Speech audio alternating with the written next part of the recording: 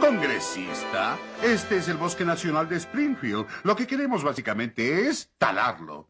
Ajá. Como ve, el dibujo de nuestro artista está lleno de especies dañinas que crecen como plagas. Nuestro aserradero se encargará de limpiar todo ello como el ciclo de la naturaleza. Jerry, usted es un gran concejal. Me encantaría darle el permiso de tala, pero...